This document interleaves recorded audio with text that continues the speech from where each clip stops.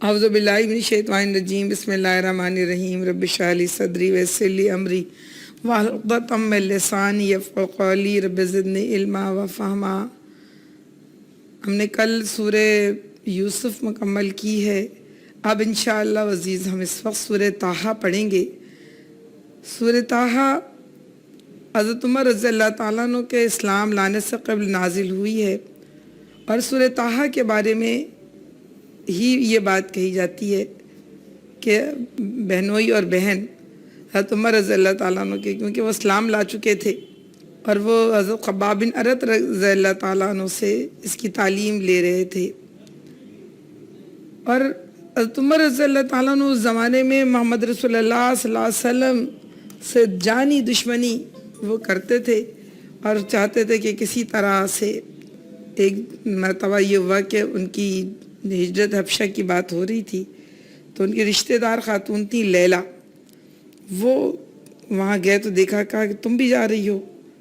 تو کہا وہ ہاں، تم لوگوں نے ہمیں بہت ستایا، اللہ کی زمین بہت وسیع ہے، ہم جہاں چاہیں نکل جائیں گے۔ ان کا دل بڑا اداس ہوا، آپ دیدہ ہو گئے، لیکن ان کا غصہ آیا کہ سارا کچھ ہوا استغفر اللہ نعوذ باللہ محمد صلی اللہ علیہ وسلم کی وجہ سے، تو انہوں نے سوچ لیا کہ میں اس کو ختم، نعوذ باللہ میں اس بس کی گانٹھ کو ختم ہی کر دوں۔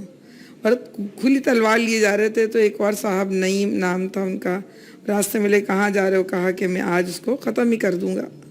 اور کس کو؟ کہا نعوذ باللہ محمد صلی اللہ علیہ وسلم۔ تو انہیں اور تو کچھ سمجھ میں نہیں آئے کہ کس طرح رخ موڑیں، تو انہوں نے کہا اچھا تم نے کچھ اپنے گھر کی خبر بھی لی ہے؟ تم جا کے پہلے اپنے بہن بہنوئی کی تو خبر لو۔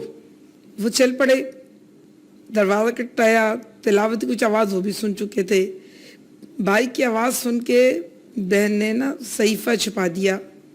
خباب بن ارت رضی اللہ تعالیٰ عنہ بھی کہیں چھپ گئے۔ جب بہنوئی نے دروازہ کھولا تو ان کو لاتوں مکوں سے مارنا شروع کر دیا۔ تم کیا پڑھ رہے تھے؟ تم بہن بچانے کو، اپنے شوہر کو بچانے کے لیے آگے بڑھی تو ان کو بھی مارا، ان کا بھی سرور پھٹ گیا، خون بہنے لگا۔ جب بہن کے سر سے خون بہنے لگا، بہن بہنوئی دونوں نے اقرار کیا اور کہا کہ ہاں ہم مسلمان ہو گئے، جو کرنا ہے کر لو۔ اور ان کے خون بہتا دیکھ کے تھوڑی شرمندگی ہوئی، ذرا وہ واپس آئے اپنے رویے میں اور کہا اچھا چلو دکھاؤ تم کیا پڑھ رہے تھے۔ ان کا نہیں، تم ناپاک ہو، وہ تو صرف جو ہے پاک لوگ چھو سکتے ہیں۔ انہوں نے جا کے نہایا اور پھر اس کے بعد اس کو پڑھا۔ پہلے وعدہ بھی لیا انہوں نے کہ تم اس کو نقصان نہیں پہنچاؤں گا، انہوں نے کہا نہیں کچھ نہیں نقصان پہنچاؤں گا۔ جب پڑھا تو کہا یہ تو کیا خوب کلام ہے۔ حضرت خباب بن ارت رضی اللہ تعالیٰ جو کہ سن رہے تھے، پردے کے پیچھے سے باہر نکل آئے، کہا اے عمر، ابھی کل ہی تو یعنی پرسوں ایک دو دن پہلے تو اللہ کے نبی نے صلی اللہ علیہ وسلم نے دعا کی ہے کہ اللہ ابو الحکم یا عمر بن خطاب میں سے کسی ایک سے اسلام کی مدد فرما۔ اللہ نے وہ دعا تمہارے حق میں قبول کر لی ہے، عمر چلو اللہ کی طرف، اے عمر چلو اسلام کی طرف۔ اور بس پھر ان کو لے گیا اور انہوں نے اسلام قبول کیا، اور وہ زمان دن اور پھر ان کی زندگی تک اللہ رب العالمین نے ان کو بہترین ان سے کام لیے۔ یہ سورہ طٰہٰ کی 135 آیتیں ہیں، یہ مکے میں نازل ہوئی ہے، اس کے پیراگراف 7 ہیں۔ اس کا مرکزی مضمون مسلمانوں کو حضرت موسیٰ علیہ السلام کی زندگی سے سبق لے کر فرعون کا صبر استقامت سے مقابلہ کرنے کا عندیہ دیا گیا ہے۔ 1 سے 8 تک رسول اللہ صلی اللہ علیہ وسلم کو خطاب کیا، تسلی دی گئی ہے۔ پھر 9 سے 47 تک موسیٰ علیہ السلام سے پہلی گفتگو اور ہدایات دی ہیں۔ 48 سے 79 آیات تک فرعون کے دربار میں دعوت عام اور انجام، خروج کے بعد کے حالات اور فتنہ سامری، اور پھر اس کے بعد 130 سے 135 تک صبر کی تلقین اور تسلی کی ہدایت ہے آخر میں۔ آئیے ہم پہلے سے کی تلاوت شروع کرتے ہیں۔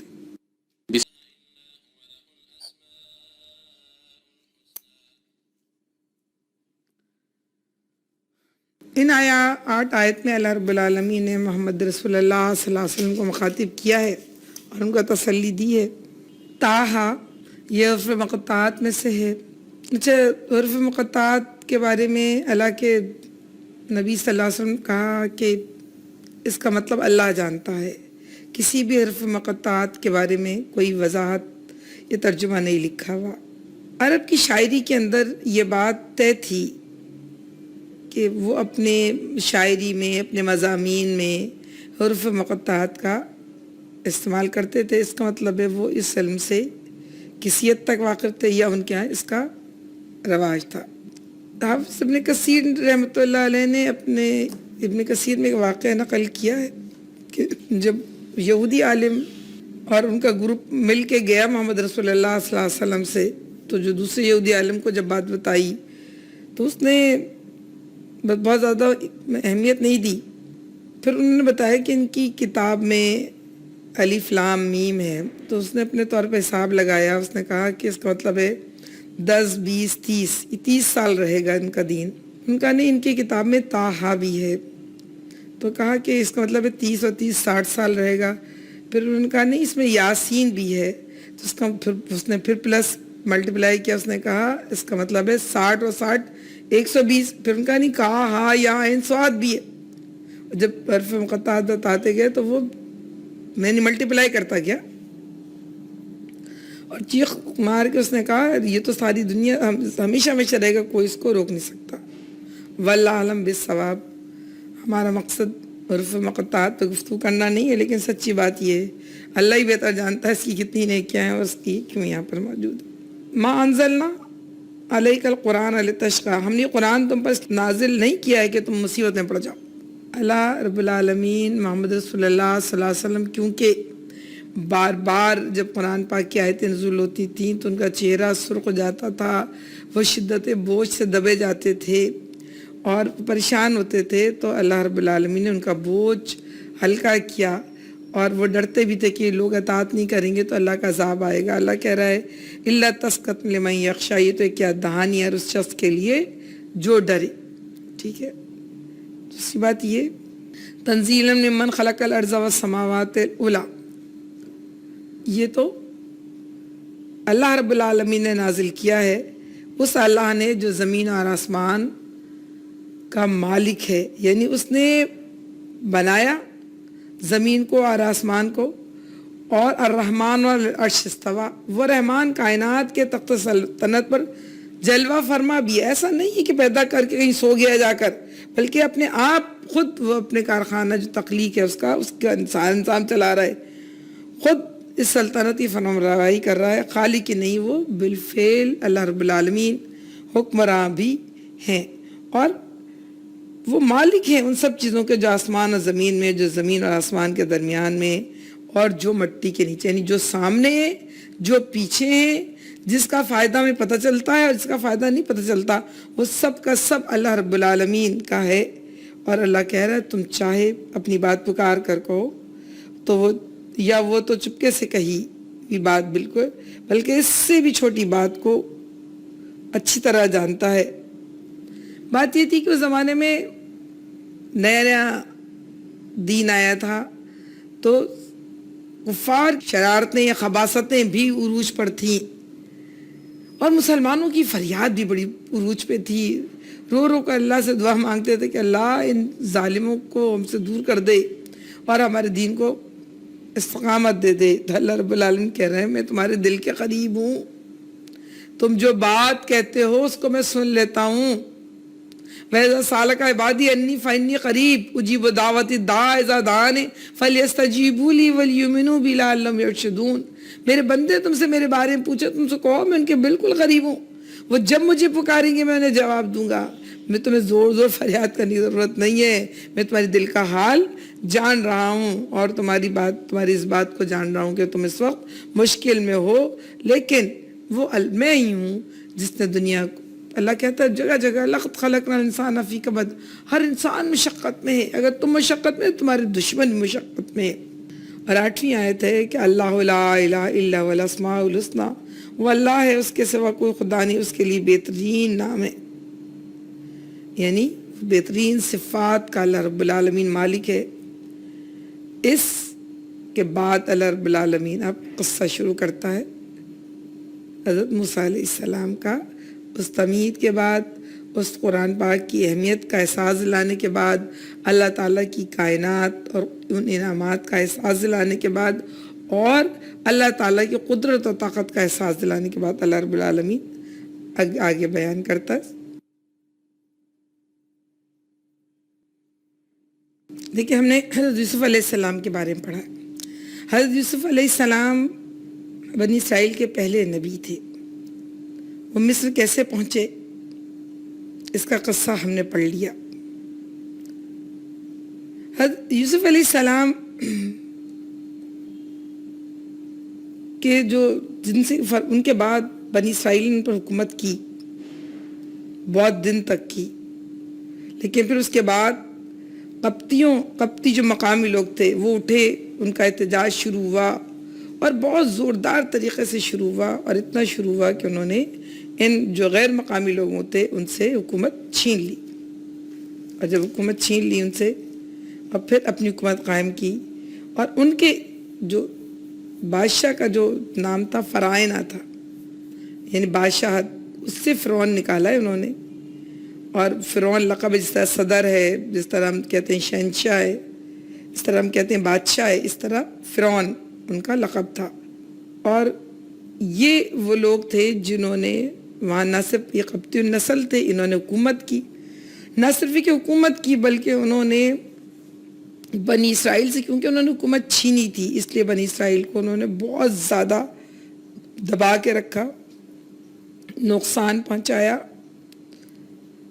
اور جو ظلم وہ کر سکتے تھے وہ انہوں نے ان کے ساتھ کیا. اس کی وجہ یہ تھی کہ ان سے ڈر رہے تھے، اور ڈر رہے تھے کہیں ان کو نقصان نہ پہنچائے.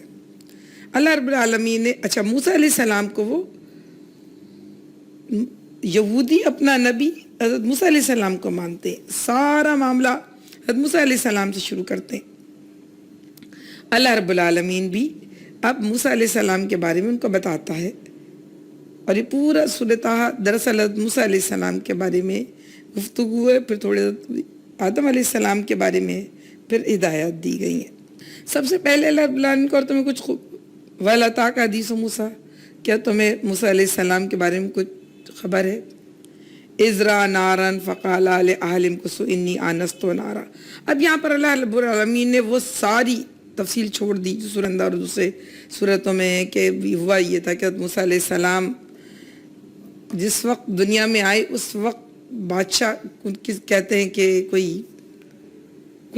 مطلب خواب دیکھا تھا کہ جو ایک بنی اسرائیل کا کوئی آدمی ہوگا جو ان سے سب کچھ چھین لے گا. یہ بھی ہو سکتا، اور یہ بھی کہ وہ نہیں چاہتے تھے کہ بنی اسرائیل کو طاقت پکڑے، قوت پکڑے، تو وہ کیا کرتے تھے کہ یذبحون ابناءکم ونستحیی نساءکم، وہ تمہارے بیٹوں کو قتل کر دیا کرتے تھے اور تمہاری بیٹیوں کو زندہ رکھتے تھے.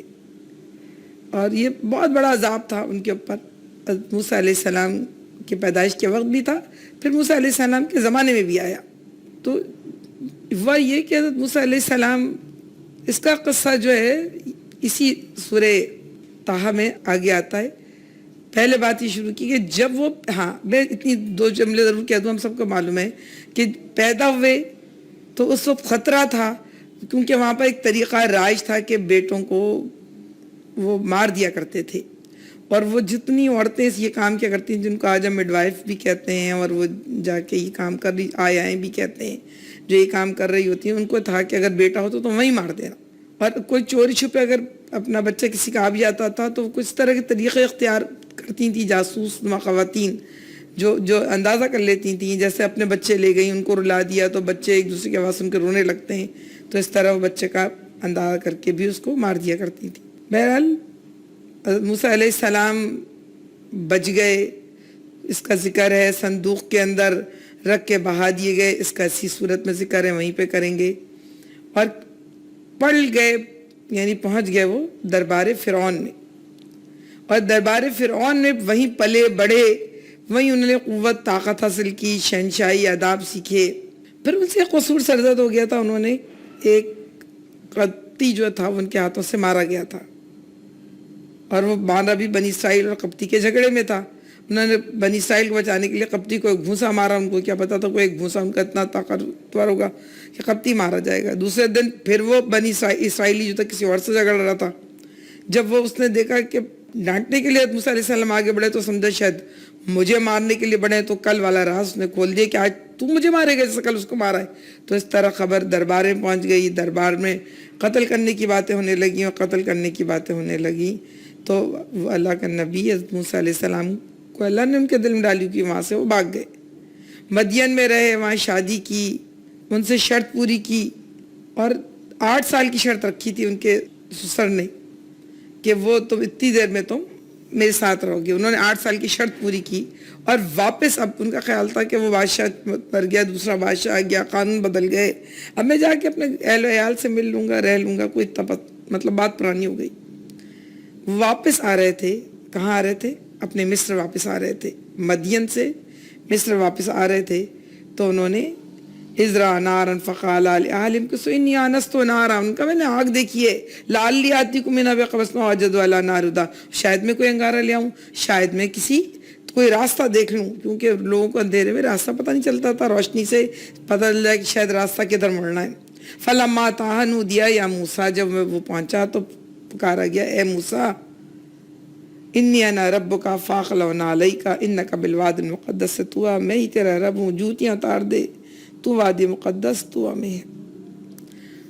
یہ بھی سکتا ہے اس جگہ کو مقدس وادی کر دیا, وہ ابھی بھی درخت بھی کہتے ہیں موجود ہے, اتنے سالوں سے ہرا بھرا ہے, جس میں سے روشنی آ رہی تھی, جس کے نیچے سے آگ جل رہی تھی, اور جس کے بیچ میں قریب جا کے پکارے گئے تھے کہ وہ اللہ نے ان کو بلا لیا ہے. اور اس کے بعد کیا کہا کہ جوتے اتار دو, تم وادی مقدس یعنی احترام میں جوتے اتار دو. اور اللہ کے حضور جب بھی پہنچو, اس سے یہی مطلب لوگوں نے لیا ہے کہ نماز میں کہ جوتے اتار کر نماز پڑھتے ہیں. لیکن بات یہ ہے کہ نماز میں جوتے پہن کے بھی پڑھی جا سکتی ہے اور جوتے اتار کے بھی.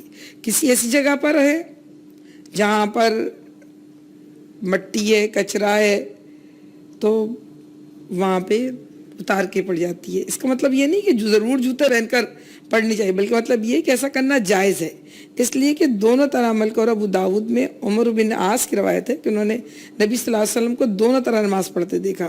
مسند احمد اور ابو داود میں ابو سعید خدری رضی اللہ تعالیٰ عنہ کی روایت ہے کہ حضور صلی اللہ علیہ وسلم نے فرمایا, جب تم میں سے کوئی مسجد آئے تو جوتے کو پلٹ کر دیکھ لے, اگر کوئی گندگی لگی ہو تو زمین سے رگڑ کر صاف کر لے, اور انہی جوتوں کو پہنے ہوئے نماز پڑھ لے. ابو ہریرہ رضی اللہ تعالیٰ عنہ کی روایت میں حضور صلی اللہ علیہ وسلم کے الفاظ ہیں, اگر تم میں سے کسی نے اپنے جوتے سے گندگی کو پامال کیا تو مٹی اس کو پاک کر دینے کے لیے کافی ہے. اور تم میں سلمہ رضی اللہ تعالیٰ عنہ کی روایت میں یہ طہروا ما بعدہ, یعنی ایک جگہ گندگی لگی ہوگی تو دوسری جگہ جاتے آتے خود زمین ہی اس کو پاک کر دے گی. یعنی تمام روایت کو دیکھ کے یہ لگتا ہے کہ جس زمانے میں یہ قرآن پاک کی آیتیں نازل ہوئی ہیں, اس زمانے میں مسجد نبوی میں کنکریٹ کا فرش بچھا ہوتا ہے. اس طرح قالین نہیں بچھاتا, یعنی قالین بچھا ہو, جانماز ہو, فرش صاف ہو, کپڑا بچھا ہو, تو ظاہر ہے ہم اتار کر ہی نماز پڑھیں گے. لیکن اس کا یہ مطلب نہیں ہے آپ کسی ریگستان میں کھڑے ہیں, مٹی پہ کھڑے ہیں, تو آپ سب جوتے اتار دیں گے. اگر کپڑا نہ بچھاؤ تو جوتے پہن کے بھی نماز پڑھی جا سکتی ہے. انا اختر تو کا فاستمع لما یوحی, اور میں نے تجھ کو چن لیا ہے, سن جو کچھ وہی کیا جاتا ہے. اللہ نے, کیسی بات ہے نا, چلا چلتے اللہ رب العالمین کسی کو بلا رہا ہے اور کہہ رہا ہے کہ وہ تو آگ لینے جا رہے تو پہنچا کہ نہیں تم رک جاؤ, یہ وادی مقدس تو ہے, میں اللہ رب العالمین ہوں, اننی انا اللہ فاعبدنی, میں تمہارا رب ہوں, میری بات کرو. لا الہ الا انا فاعبدنی واقم الصلاۃ لذکری. اب میں نے تم کو چن لیا, اب تم میری بات کرو, تم میری یاد کے لیے نماز قائم کرو. یعنی اس کا مطلب یہ ہے کہ جو اللہ کا ذکر کی سب سے بڑی حیثیت ہے وہ نماز کی ہے, کیونکہ نماز اس لیے انسان پڑھتا ہے کہ اللہ رب العالمین کے قریب ہو جائے, اللہ سے غافل نہ ہو. وہ اس کو ہر تھوڑی دیر بعد یہ احساس دلاتی ہے نماز کہ وہ خود مختار نہیں ہے, وہ منمانی کرنے والا نہیں ہے. وہ کہتا ہے جب ہر تھوڑی دیر بعد ہاتھ اٹھاتا ہے اللہ اکبر, ہاتھ اوپر اٹھانے کا مطلب یہ ہے کہ اب ہم اپنے اختیارات سے اپنی تمام چیزوں سے دستبردار ہو. تو جب ہم اللہ کے آگے ہاتھ اٹھاتے ہیں اس کا مطلب ہے میری خواہشیں, میرے ارمان, میری ضرورتیں ایک طرف, اللہ کا حکم, اللہ کی اطاعت ایک طرف, اور اس کے لیے جو ہے نماز ہے جو ہر تھوڑی دیر بعد یاد دلاتی ہے کہ ہم اللہ کے ہیں اور اللہ ہمارا ہے.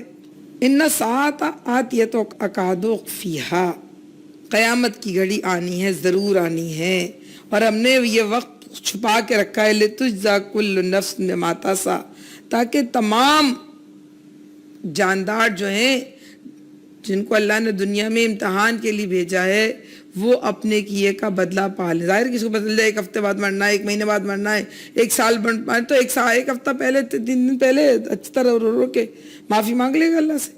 اللہ چاہتا ہے کہ جو لوگ اللہ کی اطاعت کریں اللہ کی محبت میں کریں, اللہ کی یاد کے لیے کریں اور اپنی خواہشات نفس کو ماریں. بس کوئی ایسا شخص جو اس پر ایمان نہیں لاتا اور اپنی خواہش نفس کا بندہ بن گیا, تجھ کو اس گھڑی کی فکر سے نہ روک دے ورنہ تو ہلاک میں پڑ جائے گا. جو شخص خود ایمان نہیں لاتا, جو شخص خود اپنی خواہشات نفس کا بندہ بن جائے, وہی دراصل نہیں چاہتا کہ دوسروں کو بھی اللہ کی اطاعت کی طرف متوجہ ہوتے, نہیں دیکھ سکتا اور وہ لوگوں کو اللہ کی اطاعت سے روکتا ہے. لا تطمن اغفلنا قلبه عن ذکرنا واتبع هواه وكان امره فرطا. مت پیروی کرنا اس شخص کی جس کو ہم نے خواہشوں کا غلام بنا دیا ہے اور وہ اپنی خواہشات کی پیروی کر رہا ہے. اس کا مطلب وہ تمہاری خواہشات پہ اور اپنی خواہشات کی طرف لے آئے گا. تجھے اس گھڑی سے نہ روک دے ورنہ تو ہلاکت میں پڑ جائے. کس کو پیغام دیا ہے اللہ نے؟ حضرت موسیٰ علیہ السلام کو. پھر پہلے بتا دیا کہ تمہیں کرنا کیا ہے, تم ایمان لاؤ, نماز قائم کرو اور آخرت پر یقین رکھو اور کسی ایسے شخص کے پیچھے مت چلنا جو اپنی خواہش کا غلام ہو. حضرت ابوبکر رضی اللہ تعالیٰ عنہ نے حضرت عمر رضی اللہ تعالیٰ عنہ کو نصیحت کی تھی جب ان کو سپرد کر رہے تھے, قائم مقام بنا رہے تھے اپنا, کہ اے عمر اصحاب رسول میں سے, جملہ سنیں, اے عمر اصحاب رسول صلی اللہ علیہ وسلم میں سے ان لوگوں سے بچ کر رہنا جن کے دل ارمانوں سے بھرے ہوئے ہیں اور ان کی ہوائیں انہیں اڑائے لیے پھر رہی ہوں, کہیں بھی لے آ کے پٹا دیں گی. جب اپنے دل میں اتنے ارمان جمع کر لیتے ہیں اور ہر ارمان کو چاہتے ہیں ہم اپنے ضرور پورا کریں, تو پھر ہم کو یہ سمجھ میں نہیں آتا کہ اللہ نے حکم کیا دیا ہے, اللہ کی مرضی کس میں ہے, اللہ کی خواہش کیا ہے. احکامات بتانے کے بعد اب اللہ نے متوجہ موسیٰ علیہ السلام کی طرف, وَمَا تِلْكَ بِيَمِينِكَ يَا موسیٰ, تیرے ہاتھ میں کیا ہے موسیٰ علیہ السلام؟ موسیٰ علیہ السلام نے کہا قَالَ يَا عَصَايَ أَتَوَّكُّ عَلَيَّ وَأَحُشَّ بِهَا عَلَىٰ غَنَمِي وَلِيَ فِيهَا مَآرِبُ أُخْرَىٰ.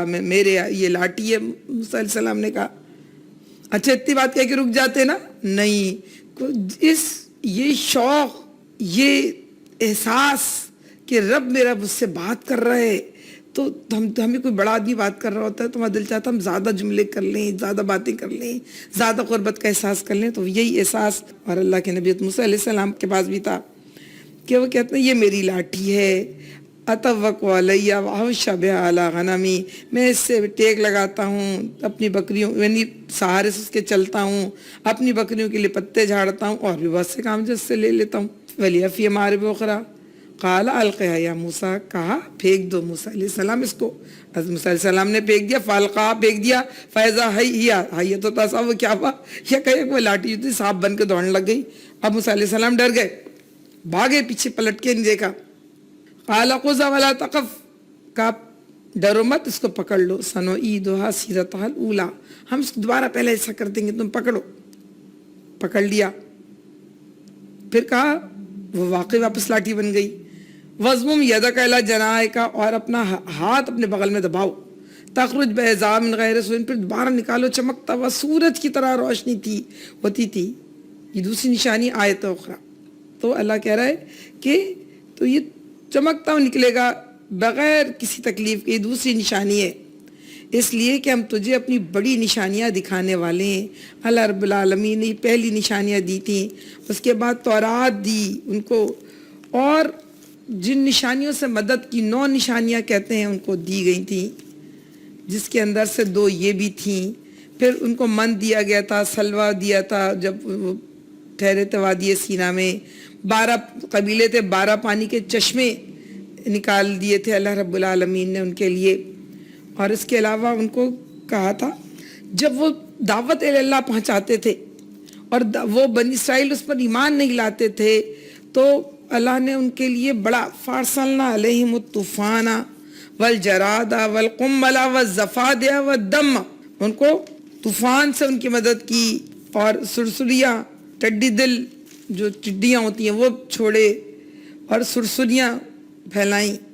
قملا میں وہ سرسریاں بھی جن کو ہم جو کہتے ہیں وہ بھی ہیں جو چاولوں اور آٹے اور دالوں میں لگ جاتی ہیں، وہ سرسریاں بھی ہیں جسم کے اندر کسی کے کیڑے لگ جاتے ہیں، وزفاد اور مینڈک نکالے، ودم اور خون برسائے، آیات مفصلات، یہ ہم نے فاستکبر وکانوا قوما مجرمین. تو اللہ رب العالمین نے ان کے پاس نشانی دی تھی، اور اس میں سے ایک نشانی یہ تھی.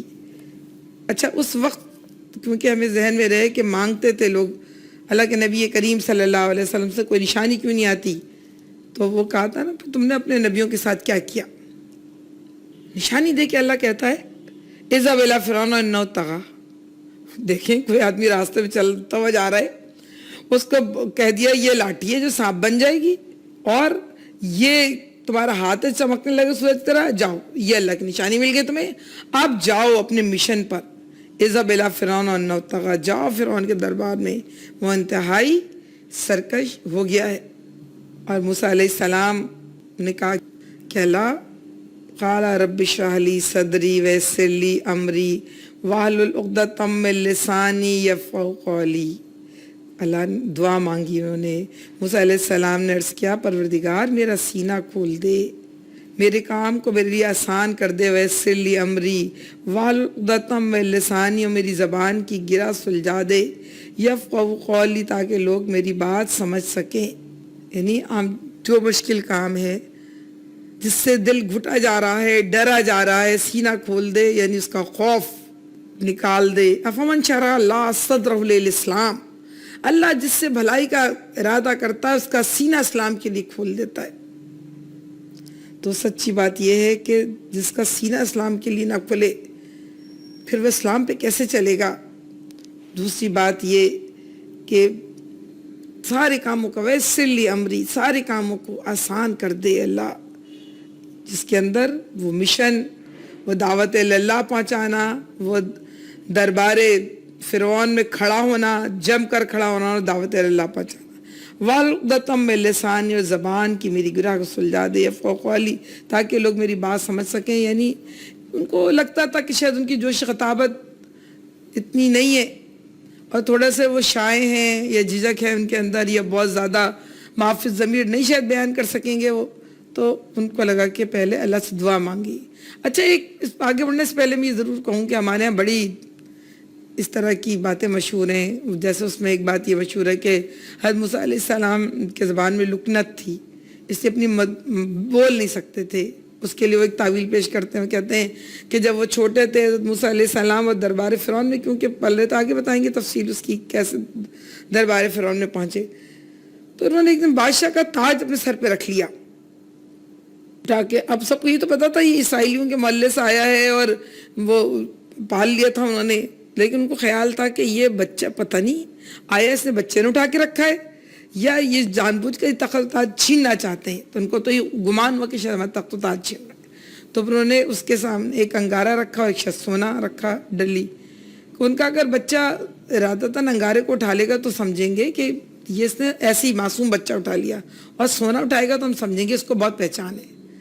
اور انہوں نے اٹھا لیا انگارہ اور اٹھا کے منہ میں رکھ لیا. ان کی زبان میں جل گئی، ارے بچہ انگارہ اٹھائے گا کیسے؟ اٹھائے گا تو چیخ مارے گا، ہاتھ جلے گا، پہلے چھوڑ دے گا، اٹھا کے منہ میں رکھے گا ہی نہیں. سیدھی سی بات ہے، وہ انگارہ ہے. وہ نہیں تھا کہ بٹی کا تیل یا تیزاب بھرا تھا بوتل کے اندر، میں نے کولڈ ڈرنک سمجھ کے منہ میں ڈالا تو پتہ چلا، اس کے ہاتھ میں آنے سے پتہ چل جائے گا. یہ اسرائیلی روایات میں غلط ہے. بات صرف اتنی تھی کہ ان کو ضرورت محسوس ہوتی تھی کہ کوئی اور ان کا ساتھی بن جائے جس سے وہ تھوڑی سی ان کو ڈھارس مل جائے. تو انہوں نے کیا کہا، وَاجْعَلْ لِي وَزِيرًا مِّنْ أَهْلِي، اور میرے لیے میرے اپنے کنبے سے ایک وزیر مقرر کر دے میرا ساتھی. ہارون آقی، ہارون علیہ السلام میرے بھائی ہیں. اور بائبل کی روایت یہ ہے کہ یہ جو ہے نا حضرت ہارون حضرت موسیٰ علیہ السلام سے 3 سال بڑے تھے. وَاشْدُدْ بِهِ أَزْرِي، اور اس کے ذریعے مجھے یعنی طاقت دے. اللہ میں نے دعا سن لی. اور وَاشْرِكْهُ فِي أَمْرِي، اور اس کو میرے کام میں شریک کر دے، یعنی نبوت کے کام میں شریک کر دے. اچھا میں ذرا بتا دوں کہ یہاں تو یہ کہ حضرت موسیٰ علیہ السلام نے دعا کی تھی، وہاں پر یہ ہے کہ انہوں نے موسیٰ علیہ السلام کو جب کہا کہ تم یہ کام لو جاؤ ان کا میں تو ہرگز نہیں کروں گا، تو کسی اور سے لے لے، تجھے کیا میں ہی نظر آتا ہوں، اس طرح کے فضول جملے بولے تو اللہ بھی ناراض ہو گیا اور موسیٰ علیہ السلام سے وہ لے کر نبوت حضرت ہارون علیہ السلام کو دے دی اور کہا کہ بس تو یوں نہیں کرے گا وہ نہیں کرے گا۔ قرآن پاک حضرت موسیٰ علیہ السلام کا ذکر بہت عزت سے، بہت احترام سے اور اتنی کثرت سے کیا ہے کہ ایسا لگتا ہے کہ سب سے اہم پیغام حضرت موسیٰ علیہ السلام ہی کا تھا، اور یقیناً ہے، اس میں کوئی شک کی بات بھی نہیں ہے۔ کئی نسبک کثیرہ، تاکہ ہم خوب تیری پاکی بیان کریں، مل کر تیری عبادت کریں، ونذکر کا کثیرہ، اور خوب تیرا چرچا کریں، دعوت اللہ، ہم خود بھی اس پر عمل کریں اور پوری دنیا میں بھی اس دعوت کو پہنچائیں۔ انکا کنت بنا بصیرت، تو ہمیشہ ہمارے حال پر نگران رہا ہے۔ قال قد اوتیت سؤلک یا موسیٰ، اللہ رب العالمین کا جو تم نے مانگا ہے اے موسیٰ وہ ہم نے تمہیں دیا علیہ السلام۔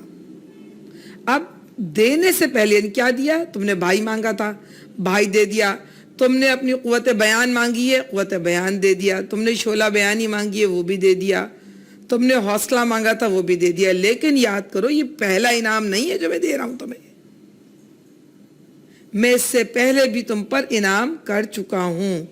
وَلَقَدْ مَنَّنَا عَلَيْكَ مَرَّةً أُخْرَىٰ، ہم نے ایک مرتبہ پھر تجھ پر احسان کیا ہے۔ اِذْ أَوْحَيْنَا إِلَىٰ أُمِّكَ مَا يُوحَىٰ، یاد کرو وقت جب ہم نے تیری ماں کو اشارہ کیا، ایسا اشارہ جو وحی کے ذریعے ہی کیا جاتا ہے۔ دیکھیں ہم تین باتیں کہتے ہیں اس سلسلے میں، ایک وحی، ایک القاء اور ایک کہتے ہیں الہام۔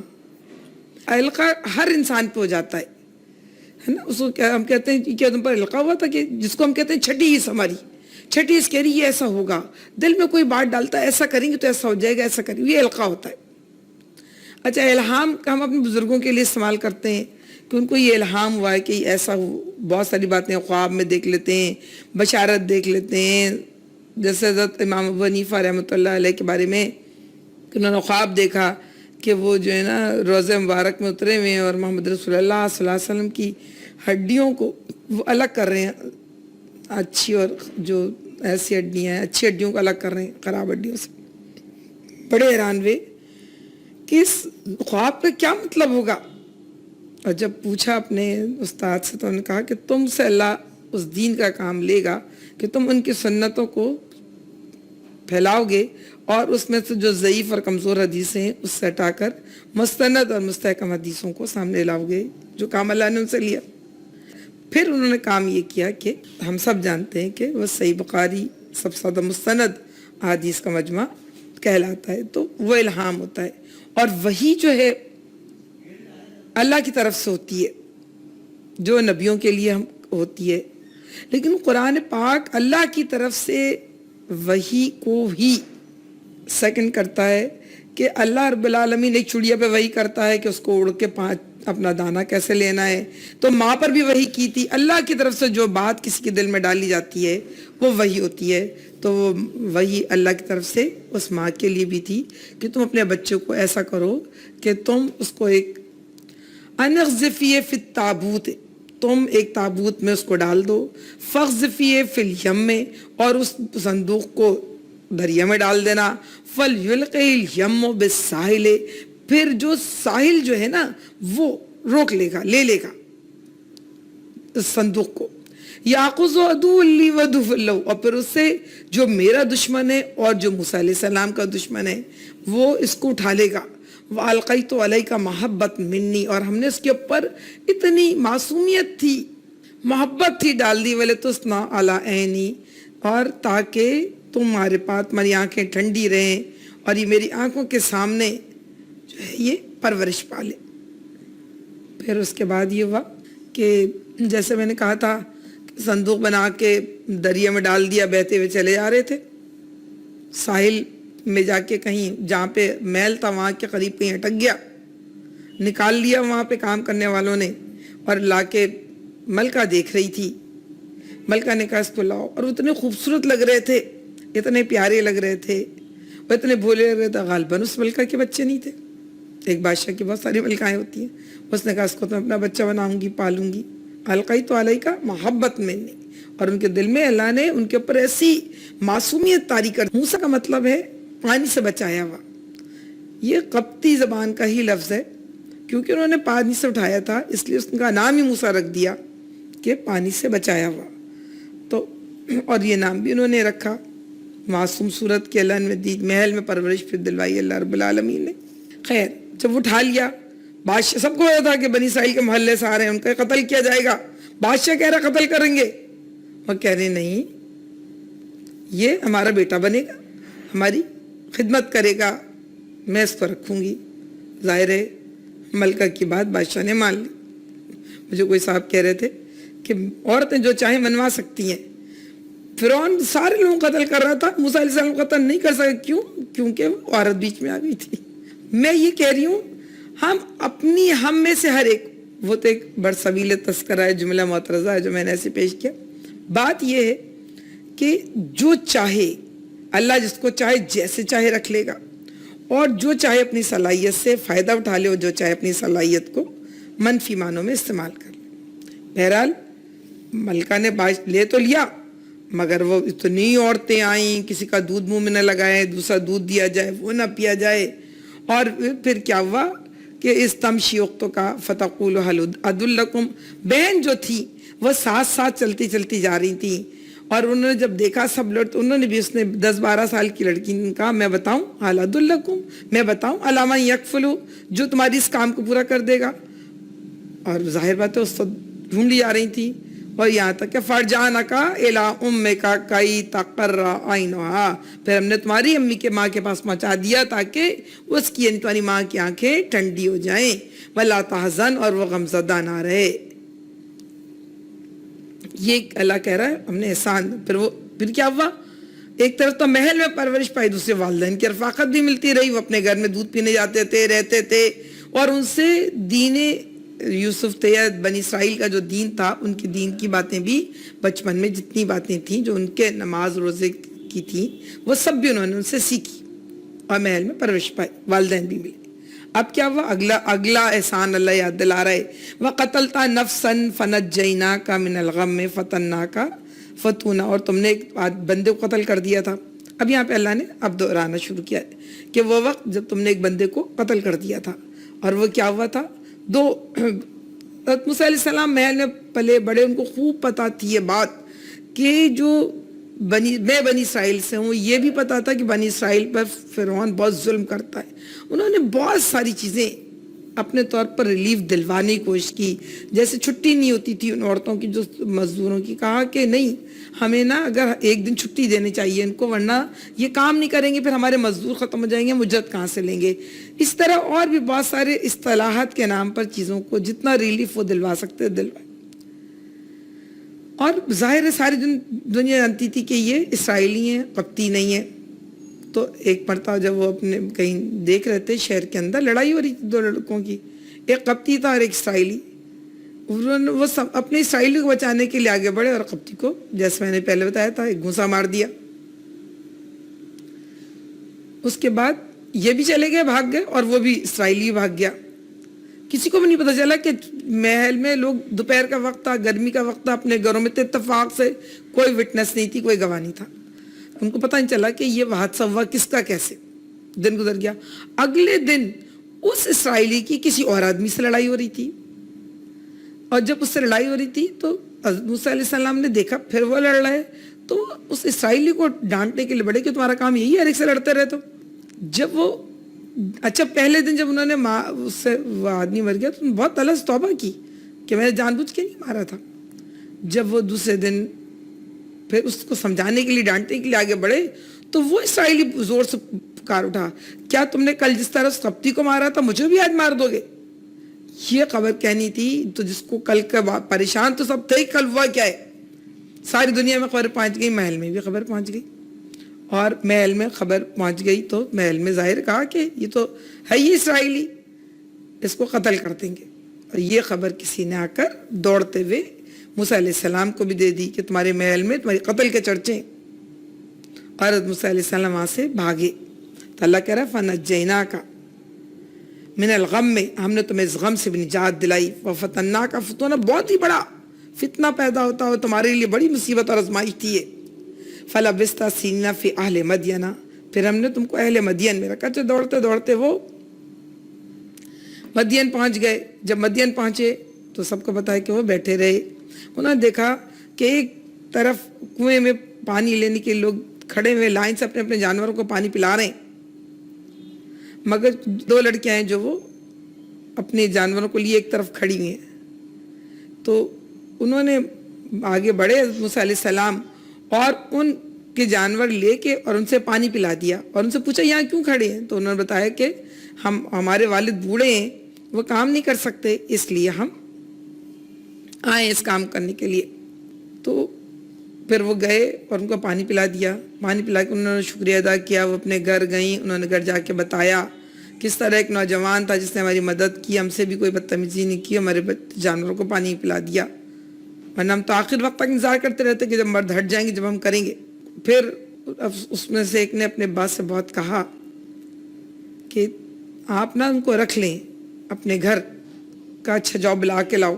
پھر جب وہ بلانے گئی ان سے انہوں نے پوچھا کہ آپ کون ہیں؟ تو ان کا کہ میں تو یہاں پر غریب الوطن ہوں، میرا کوئی گھر نہیں ہے. اچھا وہ بیٹھے تھے کسی جگہ درخت کی ٹیک لگائے وہ وہی قریب میں. تو وہ ایک آئی ان میں سے لڑکی اور کہا ہمارے ابا جان آپ کو بلاتے ہیں. جب ابا جان کے پاس گئے تو پھر انہوں نے اچھا یہ کہتے ہیں وہ شعیب علیہ السلام تھے. شعیب علیہ السلام کا زمانہ آپ سمجھیے وہ اس وقت کے نبی تھے جس وقت حضرت سمجھ لیں قوم لوط کا زمانہ ہے، یعنی ابراہیم علیہ السلام کے بیٹے مدیان سے وہ کے نبی تھے نا. تو وہ اس وقت کے نبی تھے.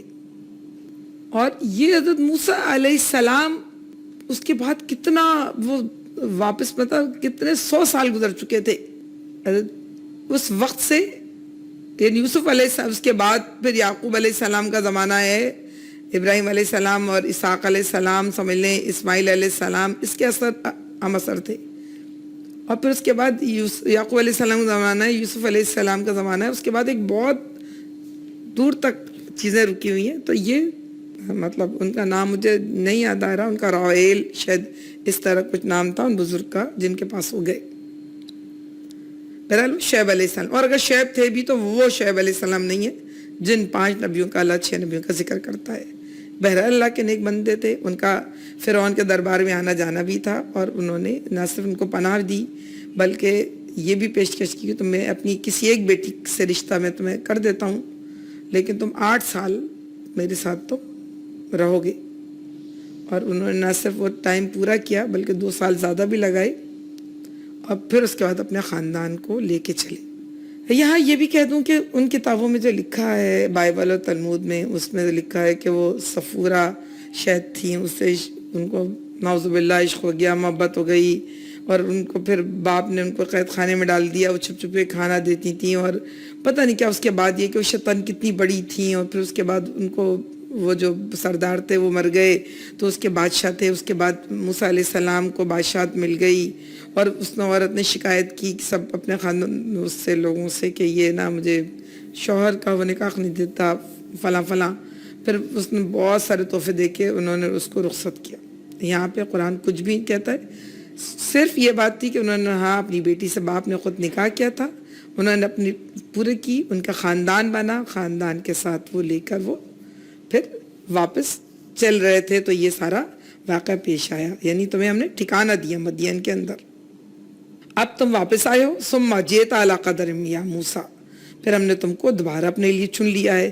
واصطنعتک لنفسی، اور تجھے اپنے کام کا ہم نے بنایا ہے. اذهب انت واخوک، جا تو اور تیرا بھائی تیری نشانیوں میری نشانیوں کے ساتھ، اور دیکھو تم میری یاد میں تقصیر نہ کرنا. تم کو نشانیاں دے رہا ہوں، تم جاؤ، تم اپنے اللہ کے ذکر، تم اللہ کے علاوہ کسی بھروسہ نہ کرنا، تم اللہ کے علاوہ کسی پہ توکل نہ کرنا اور اللہ کے علاوہ کسی مدد کی امید مت رکھنا، اور تم بے خوف مت ہونا. تم جاؤ اور ولا تنیا فی ذکری، میرا ذکر میں کوئی کمی تم نہ کرنا. اذهب الی فرعون انہ طغی، جاؤ تم دونوں فرعون کے پاس، وہ سرکش ہو گئے. اللہ جس کو جو نشانی دیتا ہے، اللہ جس پر جو انعام نازل کرتا ہے، بتاتا ہے کہ انعام میں نے تمہیں اس لیے دیا کہ تم اس مشن کی تکمیل کرو گے جو مشن میں نے تمہارے ذمے. فقولا لہ قولا لینا لعلہ یتذکر او یخشی، اس سے نرمی کے ساتھ بات کرنا، شاید کہ وہ نصیحت قبول کر لے یا ڈر جائے۔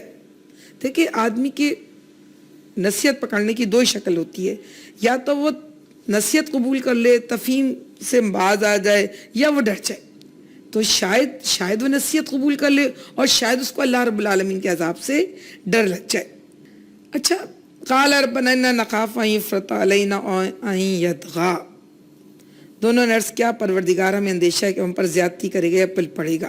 میں آگے بڑھنے سے پہلے ذرا اس کی طرف متوجہ ہونا چاہتی ہوں کہ آج انبیاء کا سلسلہ بھی رک گیا ہے، اور اس طرح کے وحی ہونے کا سلسلہ بھی رک گیا ہے، اور شاید آسمان سے کوئی خوان بھی نہیں اترتا، لیکن آج بھی ہر آن جو مسلمان اللہ کی دعوت پر لبیک کہے گا، جو مسلمان کہے گا کہ اننی میں جو ہوں نا اللہ تیرا بندہ ہوں، فاکتبنا مع شاہدین، میرا نام جو کہے گا گواہ میں لکھ لے، تو آج بھی اللہ اس کی مدد کرتا ہے۔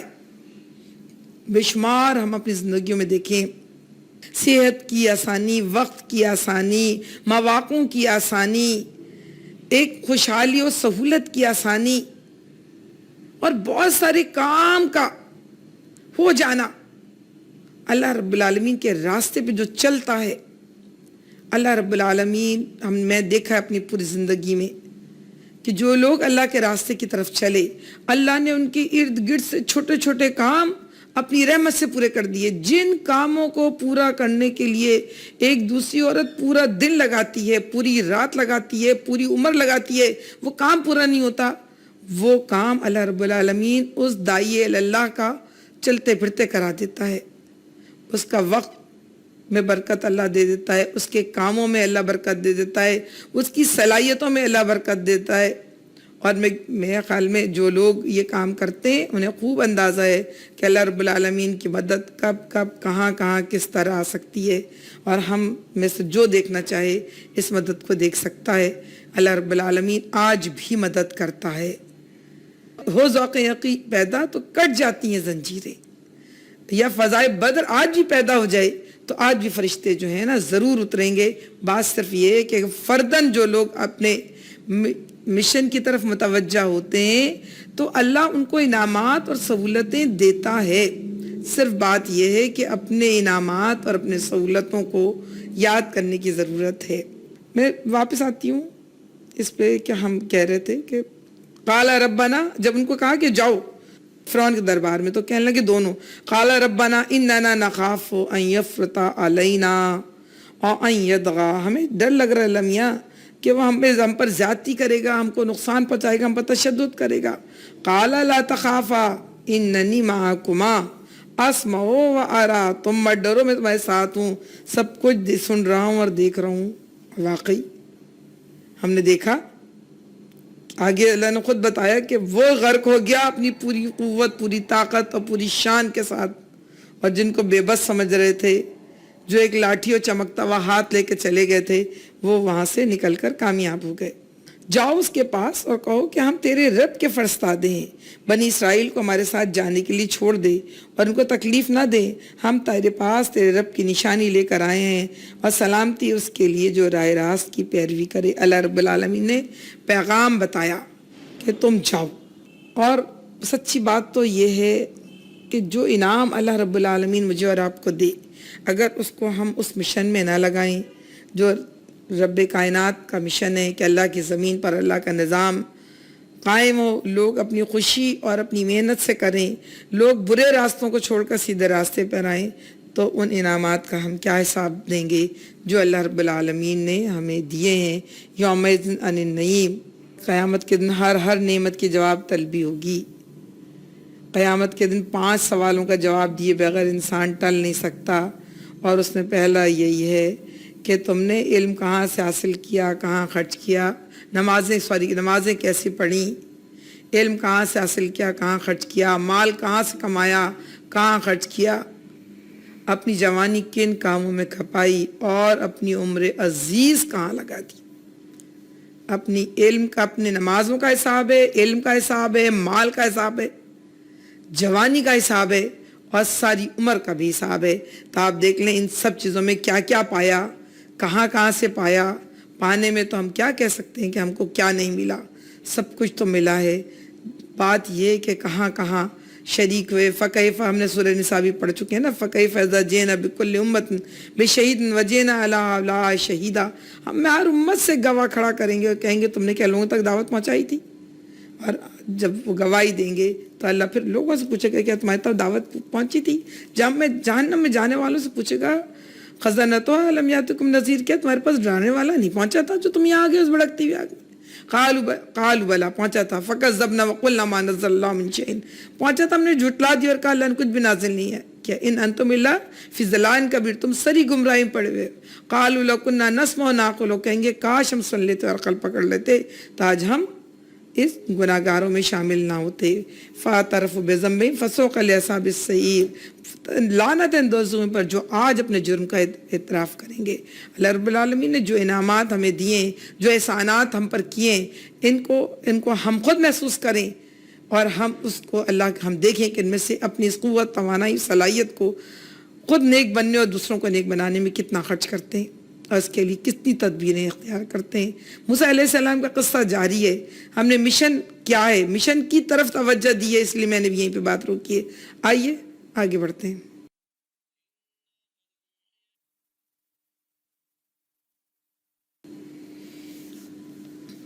اچھا، موسیٰ علیہ السلام دربار فرعون میں پہنچے اور یہاں پر یہ بات ہٹا دی گئی کہ کس طرح پہنچے اور کیا پیغام تھا. اس قرآن میں مختلف مقامات پر موجود ہے نا. وقال موسیٰ یا فرعون انی رسول من رب العالمین، جب موسیٰ علیہ السلام نے فرعون سے کہا اے فرعون میں اللہ تمہارے پاس بھیجا ہوا رسول ہوں. حقیق علی ان لا اقول علی اللہ الا الحق، اور میرا یہ منصب نہیں ہے کہ اللہ کے سوا کوئی کا نام لے کر کوئی اور بات کروں جو حق نہ ہو.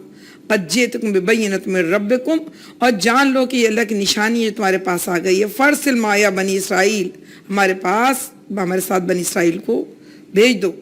قال ان کنت جئت بآیات، اس نے کہا تم کہہ رہے ہو تم آیاتیں لائے ہو. فات بیا، تم دکھاؤ اگر سچے ہو. ان کنت من الصادقین. اگر فالقا عصا، انہوں نے کیا کیا، اپنی لاٹھی ڈال دی. فیضا ثوبان مبین، اور وہ ایک زوردار اژدہے کی صورت میں بدل گیا. ونزع یدہ، اور پھر انہوں نے اپنا ہاتھ نکالا. فیضا بیضاء للناظرین، پھر وہ چمکتا ہوا ہاتھ بن گئے. اب جو ہے نا، قال ملا من قوم فرعون، ان کے جو سردار تھے، درباری تھے، وہ انہوں نے کہا ان ھذا لساحر علیم. ظاہر ہے خالی فرعون ہی تھوڑی جو ہے وہ اس کی عیاشیاں تھیں، سارے درباریوں کی بھی عیاشیاں تھیں. اور وہ کہنے لگے یرید ان یخرجکم من ارضکم فماذا تأمرون، اور یہ چاہتے ہیں کہ تمہیں اپنی جگہ سے نکال دیں. قالوا ارجع، فماذا تأمرون، پوچھا میں کیا کروں گا. قالوا ارجع وخاف، اس کو اس کے بھائی کو روک لو. وارسل فی مدائن حاشرین، اور تمام جتنے ساحر ہیں، جتنے جادوگر ہیں، ان سب کو یاتو کا بکل ساحر علیم، اور ان تمام جادوگروں یہاں پہ بلا لو. اور یہاں پر اللہ رب العالمین سورۃ طٰہٰ میں یہ بات کہہ رہا ہے کہ اللہ نے ہم کو وہی سے اِنَّا قَدْ أُوحِیَ إِلَيْنَا أَنَّ الْعَذَابَ عَلَىٰ مَنْ كَذَّبَ وَتَوَلَّىٰ. اللہ نے ہم کو وہی سے بتایا ہے کہ جو اللہ کی آیات ہم سنا رہے ہیں اور تمہیں اللہ کا پیغام سنا رہے ہیں، تم نہیں ایمان نہیں لاؤ گے، تم پر دردناک عذاب آئے گا. قَالَ فَمَنْ رَبُّكَ يَا مُوسَىٰ، اب اس کو یوں تو کوئی سمجھ میں نہیں آئے دلیل، تو وہ یہ کہنے لگا کہ بتاؤ تم دونوں کا رب کون ہے اے موسیٰ. تم بلا، وہ تو خود کہتا انا ربکم الاعلیٰ، وہ کہتا تھا کہ میں سب سے بڑا ہوں. قال ربنا الذی اعطى كل شيء خلقه ثم هدى. موسیٰ علیہ السلام جواب دیا ہمارا رب وہ جس نے ہر چیز کو اس کی ساخت بخشی، پھر اس کا راستہ بتایا. دیکھیں یہ دعوت اللہ پہنچانے کا قرینہ بھی ہے اور سلیقہ بھی ہے. یہ نہیں کہا کہ تمہارا جو تم اگر کہہ دیتے ہو تمہارے جو بت ہیں ان کو ہم نہیں پوج رہے، یہ تمہارا ہمارا رب نہیں، ہمارا رب تو شاندار ہے. نہیں، رب کے ان انعامات کا ذکر کیا، ان کے بارے میں کچھ نہیں کہا. جو رب کے انعامات ہیں ان کا ذکر کیا اور بتایا، کیونکہ ہر چیز دنیا میں جو انسان اللہ نے اتاری ہے اس سے انسان فائدہ اٹھاتا ہے. صحاب المسخر بین السماء والارض، آسمان اور زمین کے درمیان جو کچھ ہے سب ہم نے انسانوں کے لیے مسخر کر دیا ہے، تو اور وہ سب اللہ سے انسان جو ہے فائدہ اٹھاتا ہے. اب اس کو پھر جواب نہیں سوجا تو اس نے پھر ایک اور سوال اٹھایا. قال فما بال القرون الاولی, فرعون بولا اور جو پہلے جو نسلیں گزر چکی ان کی پھر کیا حالت تھی. اب جواب پھر ہمارے لیے قابل غور ہے کہ ایک نبی کا جواب کیا ہو سکتا ہے.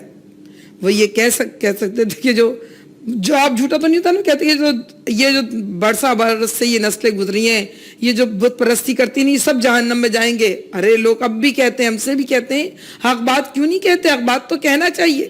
حق بات تو یہی تھی, وہ بتا دیتے کہ وہ سب پوچھا. پہلے تو چلو سوال کے اندر گنجائش تھی کہ انہوں نے صرف اللہ میاں کا ذکر کیا, ان کے بتوں کا ذکر ہی نہیں کیا. اب تو بالکل صاف کہا کہ جو پہلے کے لوگوں نے کیا ہے, کیونکہ ان کا خیال تھا کہ اگر پہلے کے لوگوں کچھ برا بلا کہیں گے لوگ ان کے اوپر پل پڑیں گے اور کوئی برداشت نہیں کرے گا. تو انہوں نے کہا اچھا بتاؤ پہلے ہی جو نسلیں گزر گئی ان کا کیا ہوگا.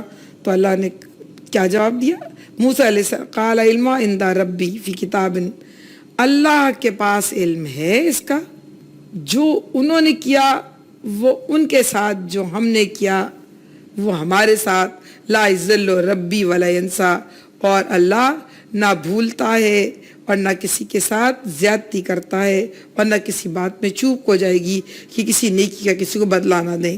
ظاہر ہے جو ان کا کام نہیں تھا اس میں انہوں نے اپنا حصہ بھی ڈالا اور اس پر انہوں نے دلیل بھی نہیں کی.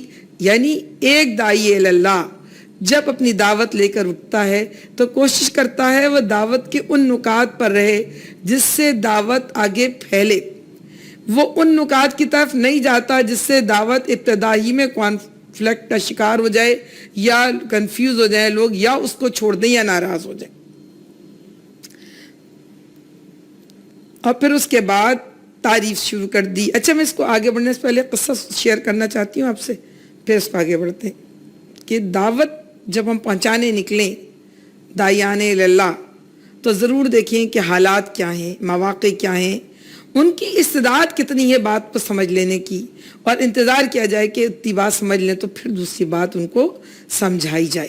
اشرف علی تھانوی صاحب کہ ان کے بارے میں ہے کہ انہوں نے ایک وفد بھیجا اندرون کے کسی سندھ کے کسی مقام پر, اور دعوت تبلیغ کرتے کرتے وہ سندھ کے کسی بہت دور دراز کے علاقے میں چلے گئے جہاں پر جو ہے نا سب کے نام ان کو لگے یہ مسلمانوں کے نام ہیں سب کے. تو پوچھا ان سے کہ کیا تم لوگ مسلمان ہو؟ انہوں نے کہا ہاں مسلمان ہیں. تو کہا کہ تمہاری مسجدیں کہاں ہیں؟ ان کا یہاں تو کوئی مسجد نہیں ہے. کہا یہاں اذان نہیں ہوتی؟ کہا اذان نہیں ہوتی. کہا نماز بھی نہیں تھی؟ کہا نماز نہیں ہوتی. تم کو نماز آتی ہے؟ کہا نماز نہیں آتی. پھر تم کیسا کیا رمضان میں تم روزے رکھتے ہو؟ ان کا نہیں روزے بھی نہیں رکھتے. جب انہوں نے کہا ہم رمضان میں روزے بھی نہیں رکھتے, ہمیں نماز بھی نہیں پڑھتے. ان کا اچھا تمہیں کلمہ پڑھنا آتا ہے؟ انہیں کلمہ بھی نہیں آتا تھا کسی کو. انہوں نے بہت ساری چیزیں جو ان کے خیال میں اسلام کا مظہر ہو سکتی تھی یا اسلام کی علامت ہو سکتی تھی یا اسلام کا شاعر ہو سکتی تھی, یا ان میں سے کوئی ایک بھی شاید ان میں پائی جاتی ہو, وہ بالکل اس سے کورے تھے. کہا پھر تم مسلمان کس بات کے ہو؟ انہوں نے کہا ہم محرم میں تعزیہ بناتے ہیں. انہوں نے کہا محرم میں تعزیہ بناتے ہیں اس لیے ہم مسلمان ہیں. اچھا ان کو بھیجا تھا ان کے شیخ نے یعنی اشرف علی تھانوی صاحب نے کہ رحمۃ اللہ علیہ کہ تم جا کے وہاں شرک کو ختم کرو, شرک بہت پایا جاتا ہے. وہ کہیں ڈھونڈ ظاہر دور پرانا بات ہے, دور دراز علاقے سے آ کر انہوں نے کہیں فون کیا اپنے شیخ کو اور کہا کہ آپ نے کہا تھا شرک کی نفی کرو, مگر وہاں تو ان کی کل علامت ایک شرک ہے جس کو وہ کر رہے ہیں, ہم کیا کریں؟ کہا کچھ بھی نہیں کرو, تم ان کے درمیان رہو, ان سے کچھ مت کہو, تم ان کو دین سکھاؤ پہلے. جب وہ نماز قرآن سب کچھ کرنا سیکھ جائیں پھر انہیں بتاؤ کہ تعزیے نہیں بنانا چاہیے, یہ غلط ہے, اس سے بعد میں روکنا. تو ہمیں بہرحال قرآن بھی انہی حکمتوں کی تعلیم دیتا ہے. قُلْ يَا أَهْلَ الْكِتَابِ تَعَالُوا إِلَىٰ كَلِمَةٍ سَوَاءٍ بَيْنَنَا وَبَيْنَكُمْ, آؤ اس کلمے کی طرف جو ہمارے اور تمہارے درمیان مشترک ہے. تو دعوت موسیٰ علیہ السلام فرعون کے دربار تک پہنچی. تو انہوں نے موسیٰ علیہ السلام نے اب کیا تبلیغ, پہلے اس کے سوال کا جواب بھی سلیقے سے دے دیا اور اب تبلیغ کی. تبلیغ کس طرح کی؟ الذی جعل لکم الارض مہدا وسلک لکم فیہا سبلا وانزل من السماء ماء فاخرجنا به ازواجا من نبات شتى. پہلے انہوں نے کہا تھا کہ جو کچھ ہے اس سب کو بھی اللہ نے دیا اور پھر ہدایت کا راستہ بھی اللہ نے دکھایا. اب یہاں پر اللہ کے نبی نے ان نعمتوں کی تفصیل بتائی ہے, اور یہ بھی ہمیں ذہن میں رہنا چاہیے کہ یہ कलाम अल्लाह का है यहाँ से, जो ना भूलता है पे मूसा अलैहिस्सलाम का कलाम ख़त्म हो गया, और यहाँ से अब अल्लाह रब्बुल आलमीन की वो सिफ़ात जो अल्लाह रब्बुल आलमीन ख़ुद बयान करता है, यहाँ से अल्लाह का कलाम है कि अल्लाह रब्बुल आलमीन ने ज़मीन को बनाया, उसको फर्श बिछा दिया, उसमें से पानी बरसा दिया, उसमें से गल्ला खेतियाँ सब कुछ उगा दिए। कुलू वरअनामकुम, तुम भी खाओ, तुम्हारे जानवर भी खाएं, इन्ना फी ज़ालिका लायात लिउन्नुहा, और इसमें निशानियाँ हैं उन लोगों के लिए जो अक्ल रखने वाले हैं। अब अल्लाह की तमाम नेमतों का जिक्र अल्लाह रब्बुल आलमीन खुद करता है। और क्योंकि दरअसल इंसान को जो चीज़ मिली हो और उसको ये एहसास हो जाए कि ये मेरी नहीं है, ये फलां की है, तो फिर खुद ब खुद इंसान अपने बजाय उस देने वाले की तरफ मुतवज्जा हो जाता है। सूरह वाक़िया में ना, फराय तुम मा तुमनून, तुम पैदा हो गए, आन तुम तख्लुकून अम नहनुल खालिकून, उसके पैदा करने वाले तुम खुद हो, यानी तुमने खुद ही अपने आप को पैदा कर लिया, अम नहनुल खालिकून के पैदा करने वाले हमें, यानी तुम जो वजूद रखते हो उसको हमने दिया है। अफराय तुम मा तहरसून, और आगे बढ़ के कहता तुम ये खेतियाँ खाते हो, आन तुम तज़रऊन, उसको क्या तुमने खुद ही उगा लिया, अम नहनु ज़ारिऊन, किसको उगाने वाले हमें। अफराय तुम मान तुम तशरबून, तुम पानी पीते हो, आन तुम अंज़लतमून, कि उसको तुमने खुद ही नाजिल कर लिया, अम नानुल मुनज़िलून, किसके नाजिल करने वाले हमें। अफराय तुम तुरून, तुम आग इस्तेमाल करते हो, आन तुम शजरता अम नानुल मुनशिऊन, किसका दरख्त लकड़ियाँ तुमने खुद उगा ली है। इससे एक दरख्त ये भी है, इससे 5-2 दरख्तों को मिलाएं तो टहनियों को आग जड़ती थी, पहला लकड़ियाँ जलाती भी है, आग पैदा होता है इस मिट्टी से।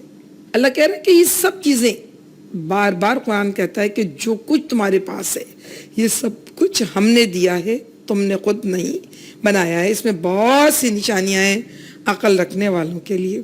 फिर मज़ीद अल्लाह ने बताता है, मिना खलकनाकुम फिया नुईदुकुम मिना नुखरिजुकुम तारत उखरा, इसी में हमने तुम्हें इसी से पैदा किया है, इसी से तुम्हें वापस ले जाएंगे और दोबारा तुमको इससे निकालेंगे। यानी एक मरहला वो है जो दुनिया का है, ये भी अल्लाह का दिया हुआ है, मौत इसका दूसरा मरहला है, उसको भी अल्लाह कहता है ना कि हम करीब होते हैं, तुम वापस ले जाओ अपने मुर्दे को जब हम जान ले रहे होते हैं, अगर हो तुम हिम्मत वाले, तुम्हें नहीं पता, हम अपनी तरफ पलटा ले आते हैं। सारी दुनिया, सारे डॉक्टर, सारे पैसा, सारा माल खड़ा देखता रह जाता है, जाने वाला चला जाता है। तो तीसरा मरहला दोबारा जिंदा होने का है, तो अल्लाह रब्बुल आलमीन कहता है उसको भी हम इसी में से हम तुम्हें दोबारा वापस निकालेंगे। अब अल्लाह रब्बुल आलमीन बात को आगे बढ़ाता, वलक़द अरैनाहु आयातिना कुल्लहा फ़कज़्ज़बा व अबा, हमने तमाम तर निशानियाँ दिखा दी फ़िरौन को, मगर उसने झुटला दिया और मुकर गया। अभी जो हम सूरह अराफ की आयत पढ़ रहे थे, बता रही थी मैं आपको, फिर यहाँ पे भी क़ाला अजितना लितुख़रिजना मिन अर्ज़िना बिसिहरिका या मूसा, क्या मूसा तू हमें अपने सहर जादू के ज़रिए ज़मीन से निकालना चाहता है। हालांकि सोचने की बात यह है कि कभी किसी बादशाह को जादूगरों से लड़ते हुए देखा है? पतन कितने फ़न दिखाने वाले आते हैं, कितने फ़न दिखाने वाले आते हैं, तो क्या कभी उन फ़नकारों से डरते हुए देखा है? कभी नहीं डरता कोई, बल्कि और कहते हैं और करतब दिखाओ। इसका मतलब उनके दिल में खौफ बैठा हुआ था, उनको ये बात मालूम थी कि जो नबी बनकर आया है यह उस खानवादे से ताल्लुक़ रखता है जिस खानवादे में बड़े बड़े अम्बिया आए, और उसको ये भी मालूम थी कि जो नबी से टकराया चाहे वो कितने ही तने तनहा हों, लोग जो हैं उसका कुछ नहीं बिगाड़ पाते, पूरा जाओ हशम से कुछ नहीं बिगाड़ पाता, वो निकल जाता है। अच्छा, हम भी तेरे मुकाबले में ऐसे जादू लाते हैं, तय कर ले कब और कहाँ मुकाबला करना है, और ना हम इस करारदाद से फिरेंगे ना तू फिरियो, खुले मैदान में सामने आ जा। मूसा अलैहिस्सलाम उससे बढ़कर बात की उन्होंने। मूसा अलैहिस्सलाम ने कहा जश्न का दिन तय हुआ और दिन चढ़े लोग जमा हो। मूसा अलैहिस्सलाम तो इंतजार थे, वो दावत जो मूसा दरबार फ़िरौन में लेके आए थे, वो दावत तो उनको पूरी मुल्क में, पूरी दुनिया में फैलाना था। तो उन्होंने कहा ठीक है, जश्न का तरीका ये था उनका कि जो उनकी ईद का या उनका त्यौहार का दिन था, लोग जमा होते थे, बहुत सारे मेले ठेले और बहुत सारी चीज़ों को देखने के लिए। बस फिर क्या था कि उन्होंने कहा उस दिन का दिन तय हो गया और लोग जमा हो गए, और जाके फ़तवल्ला फ़िरौन फ़जमा कैदहु सुम्मा आता, फ़िरौन भी गया, उसने भी अपनी सारी तदबीर, यानी जो क्या है कि जब पूछा था ना कि फसाफत मलून क्या करूं, कहा कि उस अर्जे वक़ा, उसको उसके भाई को रोकिए और तमाम हरकारे दौड़ा दीजिए, और यादू का भी कुल्ले साहिर अलीम, और तमाम जादूगरों को बुला लीजिए। جادوگر پہنچ گئے آگے اور مقابلے پر آ گیا. اب وہ کہنے لگے قال لهم موسیٰ ویلکم لا تفتروا اللہ کذبا فیأتیکم بعذاب وقد خاب من افترا. پہلے موسیٰ علیہ السلام نے ان کو کہا کہ تم اللہ کے مقابلے میں جھوٹی تہمتیں نہ باندھو ورنہ سخت عذاب تمہارا ستیہ ناش کر دے گا. جھوٹ جس نے بگڑا نہ مراد. مقابلے سے پہلے موسیٰ علیہ السلام نے ایک بات پھر نصیحت کی. نصیحت اور خیرخواہی کا حق یہ ہے کہ اس کو آخر وقت تک لوگوں کو بتا دیا جائے تاکہ حجت تمام ہو. حجت تمام کیے بغیر اللہ بھی کسی قوم کو نہیں پکڑتا اور اللہ نے اس قوم کو بھی چاہا کہ وہ حجت تمام ہو جائے. فتنازعوا امرهم بینہم واسروا النجویٰ. اور پھر آپس میں اختلاف رائے ہو گیا, چپکے چپکے باہم مشورہ کرنے لگے. یعنی ان کو خود اندازہ ہو رہا تھا درباریوں کو کہ یہ جو جتنا بات کو بڑھائیں گے اتنا غلط ہوگا, جتنے لوگوں کے سامنے لے کے جائیں گے اتنا غلط ہوگا, اور اس سے پہلے جو بھی نبی سے ٹکرایا ہے وہ کامیاب نہیں ہوا ہے, ہمیں نہیں ٹکرانا چاہیے, ہمیں کوئی اور تدبیر اختیار کرنی چاہیے. ان میں سے لیکن جو بہت سرفرے پرجوش لوگ تھے انہوں نے کہا ایسا چپکے چپکے باتیں مت کرو, ہم کمزور ہو جائیں گے, ہماری ہوا اکھڑ جائے گی. اور وہ کہنے لگے قالوا ھذان لساحران, نہیں نہیں کچھ نہیں ہے, تمہیں ایسی خوف آ رہا ہے کہ نبی کچھ نہیں ہے, یہ دونوں بھائی جادوگر ہیں. یریدان ان یخرجاکم من ارضکم, یہ چاہتے ہیں کہ تم کو بستی سے نکال دیں بسحرہما, اپنے جادو سے, ویذهبوا بطریقتکم المثلی. ہر وہ آدمی جو اپنی منمانی کر کے اپنے ارد گرد بڑی کچھ سجاوٹیں جمع کر لیتا ہے اور سمجھتا ہے کہ وہ بہت شاندار زندگی گزار رہا ہے, تو کہہ رہا ہے کہ تمہارا یہ بے مثال طریقہ زندگی تھا نا, وہاں پہ بھی قانون الگ تھا, ان کے عوام کے بت الگ تھے اور بادشاہ کے بت الگ تھے, عوام کے لیے الگ قانون تھا, بادشاہ کے لیے الگ قانون تھا, اور جو حکمران تھے ان کے لیے الگ قانون تھا. تو کہا یہ ساری عیاشیاں تھیں نا, اس سب کو ختم کر دے گا تمہیں. جوش میں آ گئے تھے وہ بھی عام درباری, اور جو معاملہ فہم لوگ تھے ان میں وہ کہہ رہے تھے کہ مقابلہ نہ منعقد کرو, یہ نقصان ہوگا. وہ کہنے لگے نہیں, اپنی ساری فوج میں قیدکم ثم تصفا, نہیں اختلاف مت کرو, اکٹھا ہو جاؤ, ورنہ وقت افلح الیوم من استعلا, آج وہی غالب رہے گا جو جیت جائے گا. تو ہم کو آج ان کا خیال تھا کہ ہم جیت جائیں گے, کچھ نہیں ہوگا. قالو, جادوگر آ گئے, کہنے لگے یا موسیٰ اما ان تلقی و اما ان نکون اول من القی, تم ڈالو گے کہ ہم ڈالیں؟ انہوں نے لاٹھی ڈالی تھی, سانپ بن گیا تھا, تو اب یہ کہتے تم ڈالو گے کہ ہم ڈالیں؟ موسیٰ علیہ السلام نے کیا کہا قال بل القوا فاذا حبالهم وعصیهم یخیل الیہم من سحرہم انہا تسعی. جیسے ہی انہوں نے پھینکا تو ان کی رسیاں اور لاٹھیاں ان کے جادو کے زور سے موسیٰ علیہ السلام کو دوڑتی محسوس ہونے لگی. اور سورہ اعراف میں کہ فلما القوا السحروا اعین الناس واسترهبوهم, جب انہوں نے اپنے آنچر پھینکے تو لوگوں کی نگاہوں کو مسحور کر دیا اور انہیں دہشت زدہ کر دیا. یہاں پہ اللہ رب العالمین نے بتا رہا ہے کہ صرف عام لوگ دہشت زدہ نہیں ہوئے تھے, خود موسیٰ علیہ السلام بھی ڈر گئے تھے. فوجس فی نفسی خیفۃ موسیٰ, موسیٰ علیہ السلام اپنے دل میں ڈر گئے کہ پتہ نہیں میں ان سے مقابلہ کر پاؤں گا کہ نہیں کر پاؤں گا. نبی انسان ہوتے ہیں, نبی ڈرتے بھی ہیں, نبی اللہ سے بھی ڈرتے ہیں, نبی کے دل میں خوف بھی پیدا ہوتا ہے, اور نبی کے اندر وہ سب ساری کیفیات ہوتی ہیں جو کام انسان کے اندر ہوتی ہیں. ہاں, اللہ کی محبت اور اللہ سے تقوی وہ ان کو اپنی جگہ پر قدم جماتا ہے کہ اللہ پھر ان کو تھام لیتا ہے. آج بھی جو لوگ کھڑے ہوتے ہیں اللہ کے راستے پہ, کوئی اپنی عقل سے نہیں کھڑے ہوتے, وہ سب کے سب اللہ رب العالمین کی مدد سے کھڑے ہوتے ہیں. ہاں, یہ اور بات ہے کہ اللہ اپنی طرف آنے کا راستہ کس کو دکھاتا ہے؟ اللہ اپنی طرف آنے کا راستہ انہی کو دکھاتا ہے جو اللہ رب العالمین کی اطاعت کی طرف دل جان کے ساتھ لگے ہوتے ہیں. قلنا لا تخف انک انت الاعلی, ہم نے کہا نہیں, اللہ رب العالمین نے وحی ڈالی کہ مت ڈرو, تم ہی غالب رہو گے.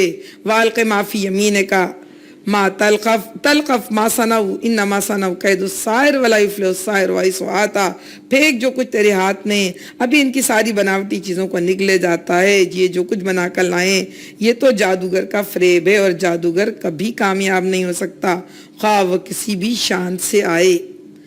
فَأُلْقِيَ السَّحَرَةُ سُجَّدًا قَالُوا آمَنَّا بِرَبِّ ہارون موسیٰ. آخر کار یہی ہوا کہ وہ کامیاب ہو گئے اور سارے جادوگر جو ہیں وہ سجدے میں گر گئے. اچھا, اس سے پہلے سورہ اعراف میں یہ غالباً کہ جب وہ پہنچے تھے تو انہوں نے پوچھا تھا کہ کیا ہمیں کوئی انعام ملے گا، نحن الغالبین، اگر ہم غالب آ جائیں تو ہم کو کوئی انعام ملے گا؟ میں نے کہا نعم انکا انتم من المقربین، تم ہمارے مقرب لوگوں میں شامل ہو گئے۔ کہاں تو وہ انعام کی طلب میں آئے تھے، اور کہاں جب وہ ان کے آنچر یعنی حضرت موسیٰ علیہ السلام لاٹھی پھینکی تو بل کھاتی ہوئی چلی گئی، یعنی رسیاں جتنے ازدید جو تھے ان کو رسیاں بنا دیا، اس نے رسی کے ٹکڑے بنا دیے، اور وہ جادو کے اندر سے جو ازدید دکھ رہے تھے اور سب کو نکلتے چلے گئے۔ تو پھر یہ بات دیکھ کر بیٹھ چکے تھے وہ۔ قال آمنتم لو قبل ان آذن لكم انه لكبيركم الذي علمكم السحر فلا اقطعن ايديكم وارجلكم من خلاف ولا اصلبنكم في جذوع النخل ولا تعلمن اينا اشد عذابا ابقى۔ اب کیا ہوا جب وہ انہوں نے دیکھا کہ وہ جادوگر دیکھیں کیسی بات ہے، اللہ جسے توفیق دے، وہ بنی اسرائیل ڈر ڈر کے کہاں پہ جا رہے تھے کہ یہ تو ہم تو کیا کریں گے، ہم کیسے بادشاہ کے سامنے کھڑے ہوں گے، یہ نبی موسیٰ تم نے تو ہمارے قال وزینا من قبل، تم پہلے بھی ستائے جاتے تھے اور تم اب بھی ستائے جا رہے ہیں، تم کیا کر رہے ہو ہمارے ساتھ؟ مگر وہ جادوگر ہر خوف سے بے نیاز ہو کر ایمان لے آئے، اور یہاں تک کہ بادشاہ کہہ رہے تمہارے ہاتھ پاؤں کٹواؤں گا، اور ٹی کی شکل میں جو پھانسی دی جاتی تھی، ایک بڑے بڑے لمبے لمبے شتیر زمین میں گاڑ دیے جاتے تھے، اور ٹی کی شکل میں اس کے اوپر ایک تختہ گاڑ دیا جاتا تھا، اور تختے کے دونوں طرف ہاتھ میں کیلیں ٹھوک کرنا اس کو لٹکا دیا جاتا، تو وہ بھوکا پیاسا چیختا چلاتا 2 دن میں 2 گھنٹے میں 10 دن میں مر جاتا تھا۔ تو وہ اتنی اذیتناک وہ سزائے موت ہوتی تھی کہ اس کی دہشت پورے ملک کے عوام میں بیٹھی ہوتی تھی۔ تو تمہیں پتہ چل جائے گا ایونا اشد عذاب کا، پتہ چل جائے گا کہ سخت عذاب کس کا ہے اور کیسے تم بقا پاؤ گے۔ قالوا لن نؤثرک، دیکھیں ایمان ہو تو ایسا، قالوا لن نؤثرک علی ما جاءنا من البینات والذی فطرنا فاقض ما انت قاض انما تقضی هذه الدنیا۔ قسم اس ذات کی جس نے ہمیں پیدا کیا ہے، یہ ہرگز نہیں ہو سکتا کہ ہم روشن نشانی سامنے آنے کے بعد بھی صداقت پر تجھے ترجیح دیں، تجھے جو کرنا ہے کر لے، تو زیادہ بس دنیا کی زندگی میں ہی فیصلہ کر سکتا ہے۔ یعنی سچی بات ہے، اس روشن نشانیوں کے آنے کے بعد ہمیں اللہ نے جو پیدا کیا ہے، ہم تجھے ترجیح نہیں دیں گے۔ ان جادوگروں کا یہ جواب تھا۔ اور اس کے بعد انا آمنا بربنا لیغفر لنا خطایانا وما اکرہتنا علیہ من السحر واللہ خیر وابقی، ہم تو اپنے رب پر ایمان لے آئے تاکہ ہماری خطائیں معاف کر دے، اور اس جادوگری سے اس پر تو نے مجبور کیا درگزر فرمائے، اللہ ہی اچھا ہے اور وہی باقی رہنے والا ہے، تم نہیں۔ انہ من یات رب مجرما فإن له جہنم لا یموت فیہا ولا یحیا۔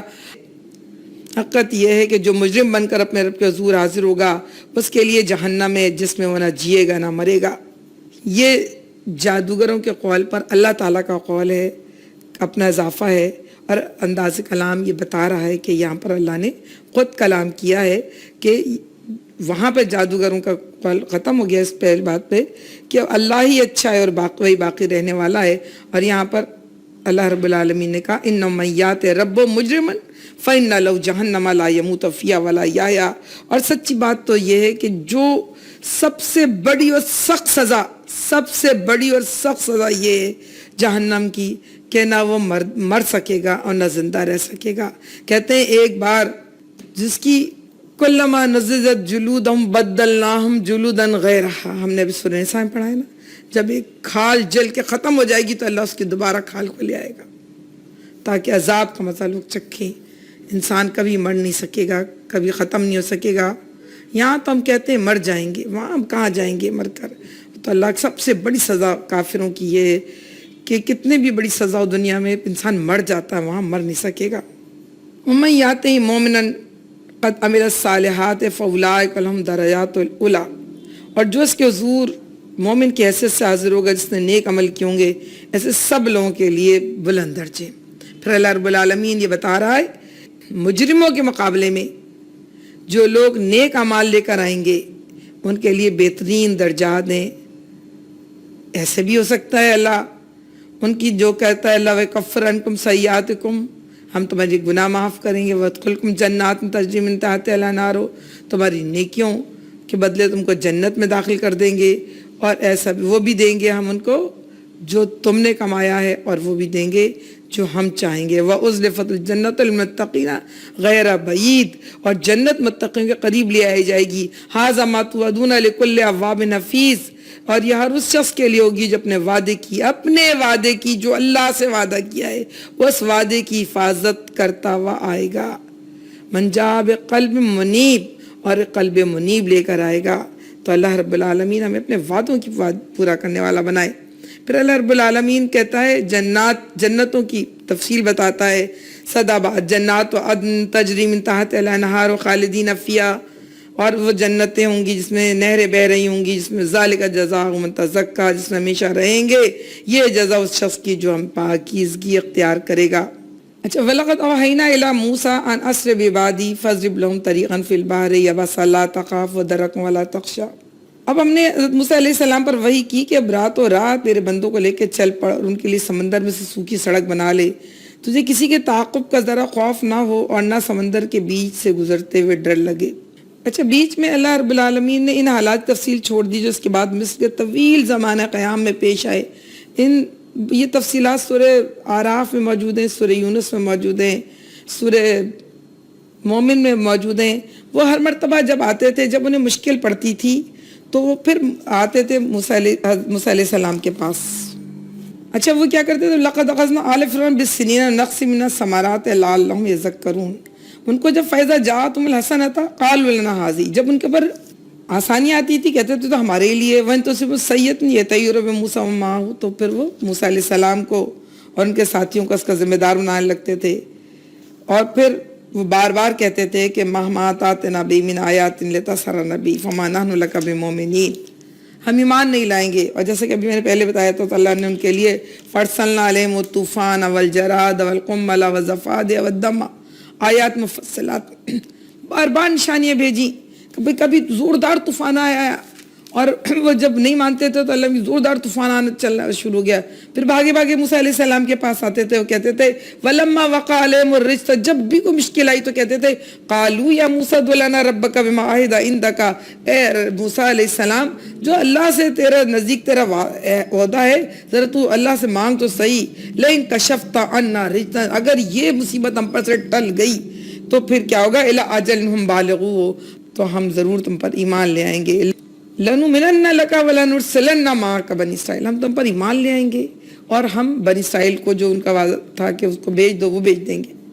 لیکن فَلَمَّا كَشَفْنَا عَنْهُ الرِّجْزَ, جب ہم نے ان کے اوپر سے یہ مصیبت ہٹا دی, إِلَىٰ أَجَلٍ هُمْ بَالِغُوهُ, حالانکہ اس مصیبت کو ان کو پہنچنا ہی تھا, اللہ کو پتا تھا یہ صرف مصیبت کے وقت کر إِذَا هُمْ يَنكُثُونَ, کیونکہ وہ بار بار اپنے وعدوں کو توڑنے والے تھے.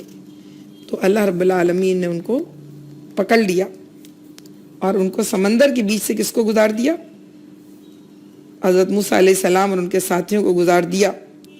پیچھے سے فرعون فَأَتْبَعَهُمْ فِرْعَوْنُ بِجُنُودِهِ فَغَشِيَهُم مِّنَ الْيَمِّ مَا غَشِيَهُم, پیچھے سے لشکر فرعون اپنے لشکر کو لے کر پہنچا, پھر سمندر ان پر چھا گیا جیسا کہ چھانے کا حق ہے.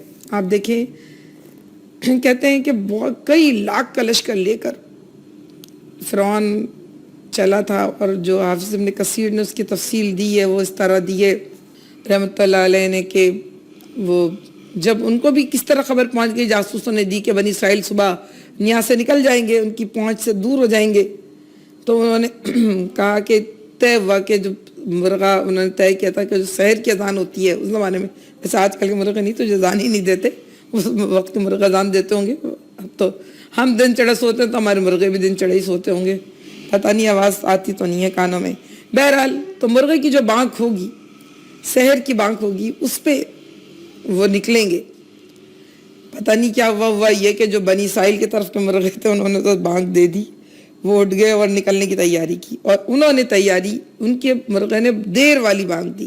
پھر وہ اٹھے, انہوں نے کہا کہ اسے بہت پسند تھی مرغی کی کلیجی, تو پتہ نہیں کتنی مرغیاں ذبح ہوئیں, کلیجی کھائی گئی, لشکریوں کھلائی گئی. پھر بڑے شان کے ساتھ جو ہے وہ ان کے پیچھے پیچھے دوڑے اور یہاں تک کہ پہنچ گئے پھر اس سمندر میں کے پاس. بنی اسرائیل پہنچ گئے تھے بالکل سمندر کے کنارے, اور یہ دور تھے. اب یہ ڈرے کہ ہم سمندر میں کیسے جائیں. جیسے یوشع علیہ السلام جو ان کے نائب تھے, یوشع بن نون, انہوں نے اپنا گھوڑا ڈالا تو ڈبکیاں کھانے لگا، پھر واپس آئے اور حضرت موسیٰ علیہ السلام نے اللہ سے دعا کی کہ اللہ ہمیں تمہاری مدد کر، اور اللہ نے کہا ڈرو نہیں اور اپنی یہ لاٹھی مارو، اور جیسے ہی لاٹھی کو پانی پہ مارا تو پانی رک کے دو طرف کھڑا ہو گیا اور پیچھے سوکھا راستہ بن گیا، اور سارے بنی اسرائیل جو اسرائیلی تھے سارے دوڑتے دوڑتے دوڑتے وہاں پہنچ گئے۔ اور جب یہ لوگ بیچ میں پہنچے ہوں گے تو وہ جو ان کا لشکر تھا فرعون کا، وہ دوڑتا ہوا آیا اور وہ اس نے دیکھا یہ داخل ہو گئے تو یہ بھی داخل ہو گئے۔ پھر کیا ہوا کہ جب یہ لوگ بیچ میں پہنچے، جب تک وہ لوگ کنارے پہنچ چکے تھے، جب تک اسرائیلی سمندر میں رہے راستہ بنا رہا، جیسے انہوں نے پار کیا سمندر دوبارہ واپس آ کر مل گیا جیسا کہ چھا جانے کا حق ہے۔ اور یہاں تک ہے سورہ یونس کے اندر کہ اس نے ڈوبتے ہوئے کہا کہ آمن تو باللہ، آمن تو بنی اسرائیل، میں اللہ پر ایمان لایا اور بنی اسرائیل کے اللہ پر ایمان لے آیا۔ تو اللہ نے کہا کہ اب تم ایمان لاتے ہو تو اب ہم تمہیں نہیں بچائیں گے، صرف تمہاری میت کو، تمہاری جسم کو بچائیں گے۔ کہ اللہ رب العالمین یہ پھر بتا رہا ہے کہ فرعون نے اپنی قوم کو گمراہ کیا تھا، کوئی صحیح رہنمائی نہیں کی تھی، اس لیے اللہ رب العالمین نے اسے سمندر سے نہیں گزارا۔ اور سورہ دخان میں ہے کم ترکوا فی جنات وعیون، کیسے کیسے چشمے اور باغات تھے جو چھوڑ کے چلے گئے، وزرو میں مقام کریم، اور کیسے رہنے کے اعلیٰ ٹھکانے تھے جو چھوڑ کے چلے گئے، ونعمۃ کانوا فیہا فاکہین، اور کیسی کھانے کی اعلیٰ قسم کی نعمتیں جو چھوڑ کے چلے گئے، وارثنا قوما آخرین، پھر ہم نے دوسری قوم کو اس کا وارث بنا دیا، فما بکت علیہم السماء والارض، نہ آسمان ان پر رویا اور نہ زمین ان پر روئی۔ یہاں پر ہم ان آیتوں کو اب مکمل کر رہے ہیں، تو آگے بڑھنے سے پہلے تھوڑا سا ہم دیکھتے چلیں محمد صلی اللہ علیہ وسلم اور موسیٰ علیہ السلام میں کیا مماثلت ہے۔ ہم نے یوسف علیہ السلام کے واقعے میں بھی مماثلت دیکھی تھی۔ آپ یاد رکھیں جو بھی سوال ہوا دوسروں کے پوچھنے پہ ہوا، جواب اللہ نے دیا، تو ہر نبی کا قصہ محمد رسول اللہ صلی اللہ علیہ وسلم سے بہینہ ملا دیا گیا۔ ہر نبی کو کے حالات تقریباً ایسے ہی تھے جیسے محمد رسول اللہ صلی اللہ علیہ وسلم کے تھے، اور مخالفین کے بھی رنگ وہی تھے جو اس زمانے کے تھے، اس زمانے کے تھے، محمد صلی اللہ علیہ وسلم کے زمانے کے تھے، اور آج کے زمانے کے ہیں۔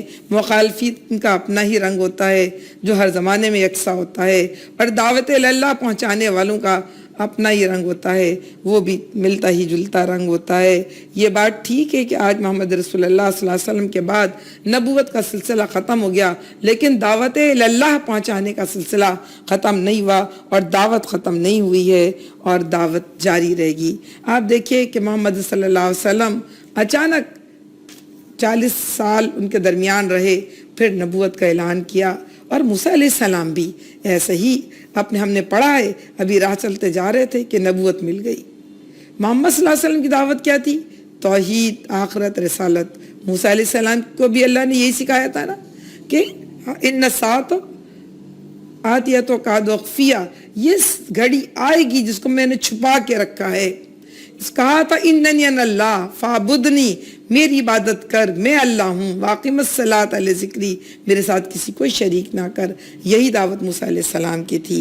محمد رسول اللہ صلی اللہ علیہ وسلم تنہا دعوت حق علمبردار تھے، تو موسیٰ علیہ السلام بھی تنہا دعوت حق علمبردار بنائے گئے تھے۔ آپ دیکھ لیجئے محمد رسول اللہ صلی اللہ علیہ وسلم کے خلاف جرأت کنڈے اہل مکہ استعمال کر رہے تھے، ویسے ہی ہتھیار فرعون نے حضرت موسیٰ علیہ السلام کے مقابلے میں استعمال کیے۔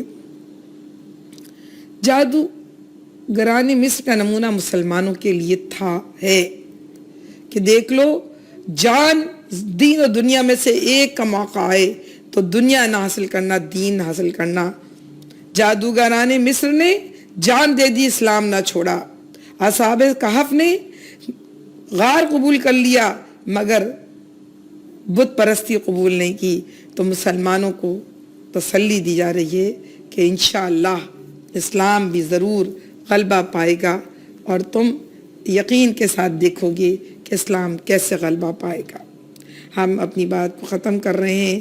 انشاءاللہ اللہ کرے کہ ہمارا شمار فرعون کے ساتھیوں میں نہ ہو، ہمارا شمار نمرود کے ساتھیوں میں نہ ہو، ہمارا شمار یوسف علیہ السلام کے بھائیوں کے ساتھیوں میں نہ ہو، ہمارا شمار انبیاء علیہ السلام کے پیروکاروں میں ہو، ہمارا شمار محمد رسول اللہ صلی اللہ علیہ وسلم کے سچے پیروکاروں میں ہو، اور دین و دنیا میں جب بھی مقابلہ ہو، ہماری ترجیح، ہمارا انتخاب ہمارا دین ہو، ہمارا رب ہو، ہمارا قرآن ہو، ہمارے رب کی دعوت ہو، ہمارے قرآن کی دعوت ہو، اور ہمارے قرآن پاک کی اطاعت ہو۔ اسی میں اللہ رب العالمین کی رضا ہے، اسی میں اللہ رب العالمین کے غلبے کی یقین دہانی ہے۔ اور انشاءاللہ کہ محمد سے وفاتوں نے تو ہم تیرے ہیں، یہ جہاں چیز ہے کیا لوح و قلم تیرے ہیں۔ ہم اپنی کلاس کو ختم کرتے ہیں، روکتے ہیں اب انشاءاللہ یہیں پر۔ ہم کل پھر انشاءاللہ ملیں گے اور اپنے بقیہ سورہ طٰہٰ کو پورا کریں گے انشاءاللہ۔ سبحانک اللہم و بحمدک نشہد ان لا الہ الا اللہ ونستغفرک ونتوب الیک۔ سبحان ربک رب العزت عما یصفون وسلام علی المرسلین والحمد للہ رب العالمین، آمین۔